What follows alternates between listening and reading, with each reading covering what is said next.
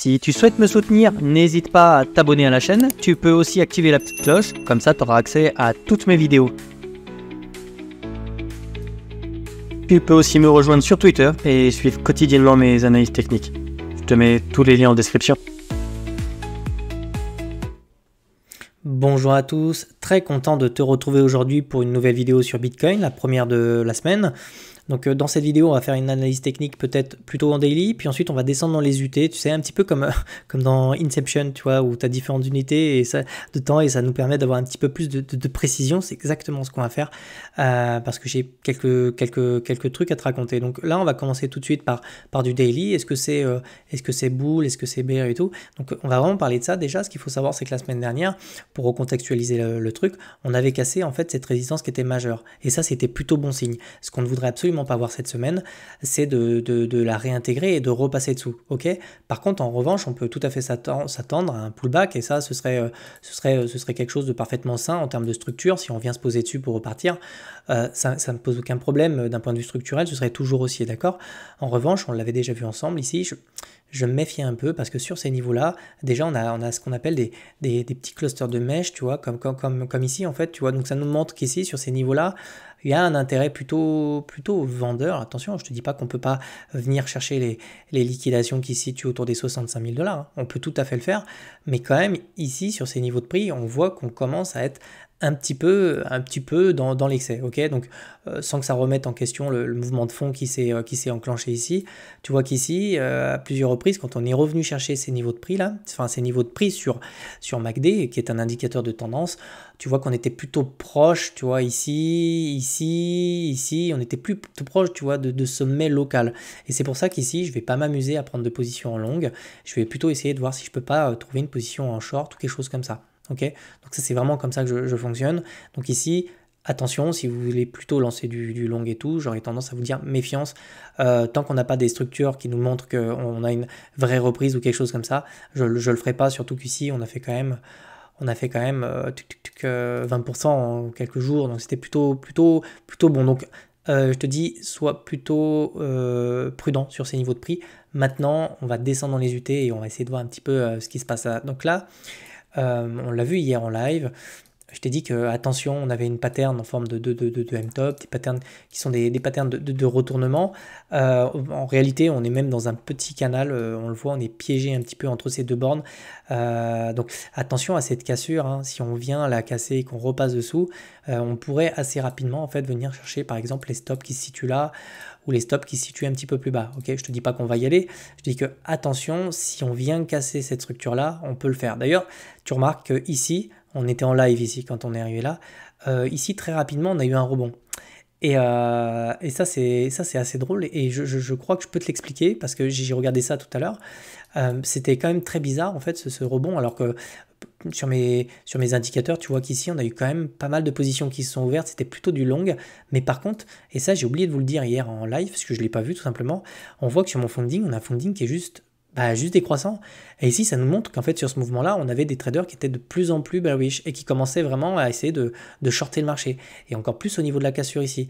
Donc du coup, on a eu une espèce de rebond comme ça et ça ressemble quand même beaucoup à du market maker. C'est-à-dire que les mecs, ils sont allés chercher les stop loss. Ils sont vraiment venus chercher tous les stop loss ici.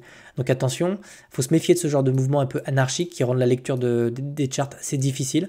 C'est difficilement explicable une charte comme ça, là. Enfin pas une charte, une bougie comme ça sur un niveau bon. Et donc ça ressemble quand même beaucoup, on le voit là, tu vois, regarde, on voit qu'il y a des positions et elles ont été clôturées. Donc maintenant, toujours même chose, tant qu'on ne casse pas cette structure-là ici, il n'y a pas lieu de te dire, tiens, on va venir chercher les stops. Hein. Mais tu connais la target maintenant, les 62 577 sont un niveau clé, si on les casse, on viendra chercher les stop loss. Et pour l'instant, j'ai l'impression que c'est une possibilité. Tu vois, c'est une possibilité. Donc ici, je ne vais pas m'amuser, moi, à long le marché sur une structure comme ça. Peut-être qu'on va ravaler et qu'on va venir chercher 65 000, ce qui est quelque chose de possible. D'ailleurs, auquel cas, si on fait ça, on aura un super setup. Hein, parce que franchement, si on vient faire ça, si pour X raison, on vient, je préfère t'en parler, mais si toutefois, je sais pas, on fait une petite chasse comme ça et on vient chercher les 65 000 derrière, il y a de grandes chances qu'ici on accumule une double divergence comme ça, tu vois. C'est-à-dire qu'on aura une charte qui ressemble un peu à ça. Et là, méfiance à ne pas se faire rejeter justement autour des 65 000 $. En tout cas, ici, moi, je serais plutôt d'attaque, enfin on verra, mais je serais plutôt d'attaque à peut-être me positionner en short si je vois des divergences et ce genre de trucs. Ok. Pour le moment, on est coincé dans ce canal, donc il va vraiment falloir surveiller ça, voir si... bah en fait là on ne sait pas, tu vois, c'est un peu anarchique, on a essayé de le casser, on est revenu chercher les stops. Tant qu'on évolue à l'intérieur, je te dirais que c'est difficilement lisible. Après sur mon RSI, on a quand même un petit décrochage ici. Donc voilà, patience, on ne voit pas l'avenir. Mais ici, j'ai quand même, on le voit en plus en daily.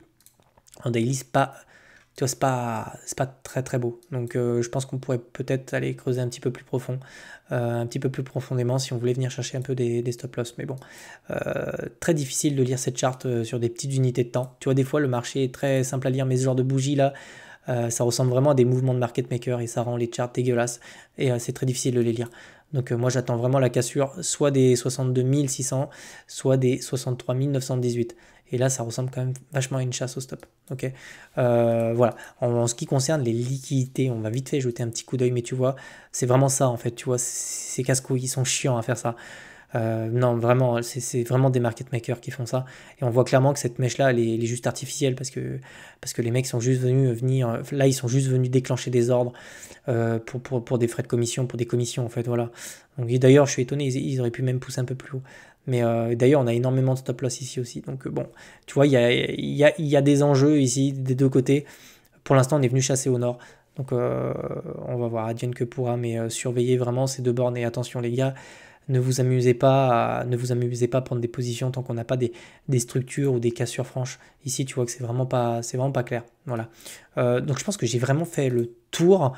Tu connais les objectifs. Maintenant, on va vraiment surveiller l'extraction au sein de cette. Ça va se résoudre assez rapidement, hein. Demain, après-demain, on aura la résolution de ce truc-là. Moi, j'ai quand même l'impression qu'on pousse quand même vers le bas, tu vois, regarde.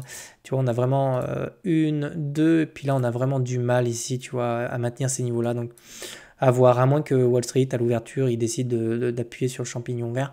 Pour le moment, j'ai quand même l'impression qu'on a du mal à tenir ces niveaux-là. Donc, voilà. Moi, je suis prudent, je ne traite pas là. Je ne vais pas prendre de position à l'intérieur de ce truc-là parce que tu vois, il y a des chasses dans les deux sens. Mais je me prépare éventuellement soit à la cassure ici, soit si on vient chercher les 65 000 ici avec une double divergence, ou une triple même, d'accord.